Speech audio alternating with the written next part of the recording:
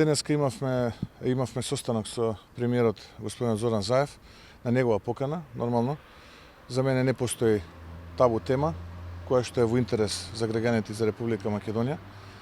Како резултат на негова покана, созвав денеска и присуствував на оваа средба. Отворивме многу теми за актуелната и политичка ситуација во државата. Ќе се обидам вака таксативно да ги наведам една по друга. Исто така зборувавме за преговорите кои што во моментов се актуелни, кои што ги води Република Македонија со Република Грција. Од приложеното можам да констатирам дека нема поместување од она што беше презентирано за време на нашата последна лидерска средба која што беше одржана во кругот на Платеници. Јас како председател на ВМРО-ДПМН го повторив нашиот конзистентен став дека ВМРО-ДПМН не може да и нема да поддржи промена на уставот со цел промена на уставното име, а за идентитетските прашања не треба да се разговара, како што се јазикот и нацијата. Потоа разговаравме за исто така едно отворено прашање кое што во моментот е актуелно, а тоа е предлог законот за јазици кој што е во собраниска процедура. ВМРО-ДПМН останува на сопствените позиции и аргументи кои што ги има повторено во низа наврати во минатото, дека тој е неуставен, а понатаму неприменлив и дека мора да биде испочитуван деловникот и законите за истиот.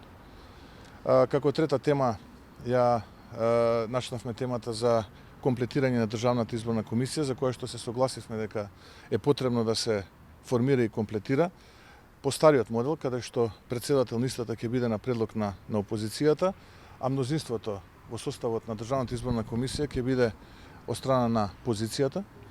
Тоа беше она што ние го баравме, затоа што потребно и неопходно е да Државната изборна комисија биде комплетно функционална и оперативна.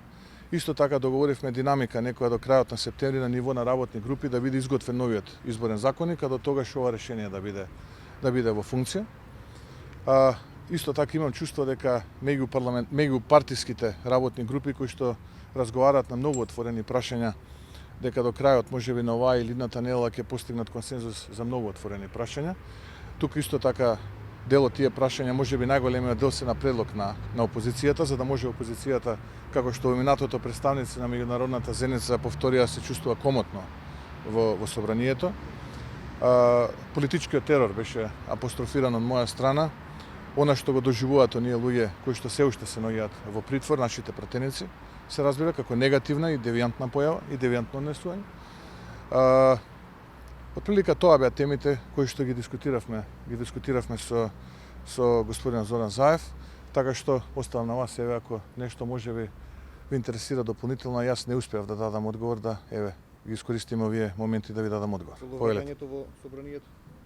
Во моментот ВМРО-ДПМН останува на почетните позиции, дека од математичка и од политичка природа е прашањето и ние не можеме комплетни да бидеме и комплетно активни во рамките на собранието. Се надевам, имам чувство дека многу брзо политичките и математичките проблеми ќе бидат надминати и ВМРО-ДПМН ќе може комплетно да се врати во собранието и да биде посветено целосно во работењето на собранието. Што може да направи? Чувството ви е врз основа на информации или така само чувство? Врз основа на информации, врз основа на факти, аргументи, така што јас помогнали премиерот во да многу изградите чувството? Во многу наврати во минатото реков дека ќе се обидам да бидам математички прецизен, така што чувствата не ги темелам, како што рековте вие, онака, него врз основа на информации, аргументи и она што се вика антиципација на можен развој на настаните во иднина.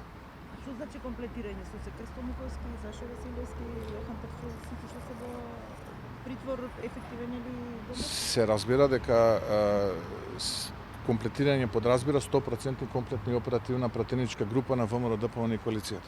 се затвара истрагата ли? Што може да направи во таа смисла премиерот ако тоа е одлука на судската власт? Не знам што може да направи премиерот и не знам што може да направи судската власт. Јас само го потенцирав моментот дека во државата имаме ситуација на политички терор, ситуација каде што опозицијата не се чувствува комотно и она што треба да се случи е да опозицијата се чувствува комотно, а сето тоа е во рацете на власта, како што впрочем го кажа и представниците на меѓународната заедница пред некој ден овдека во Република Македонија. Господине Мицковски, рековте дека се договориле за Државната изборна комисија, така дали тоа значи дека ВМРО-ДПМН доби председател на ДИК? Па ние се договоривме дека Државната изборна комисија треба да биде комплетирана. Она што го баравме, тоа е да се врати старото законско решение, каде што претседателот на ДИК ќе го предложи опозицијата, а мнозинството во составот на ДИК ќе биде од страна на позицијата. Значи го прифати тоа премиерот? Да, го прифати. Господин Мицковски, се ближи 17 април. Кој ќе сноси одговорност ако не добиваме препорака? Одговорноста се разбира дека е најголема на владата. Се разбира, таа е онаа која што ги движи процесите во државата, таа е таа која што треба да ги предложи, усвои и имплементира реформите во државата, таа е онаа која што треба да направи демократски амбиент во државата. Се разбира, не ја ставам опозицијата на страна од тој процес, опозицијата треба да биде дел, но се разбира дека најголема е одговорноста на владата, што впрочем представниците на меѓународната заедница тоа јасно, гласно и транспарентно го кажаа пред некој ден, дека опозицијата, за да се чувствува комфортно во пратеничките клупи, односно во собранието, неопходно е да работи власта за да се постигне тоа чувство. Дали разговаравте за конкретни предлози за решавање на прашањето со името? Дали има некакви нови детали во таа смисла?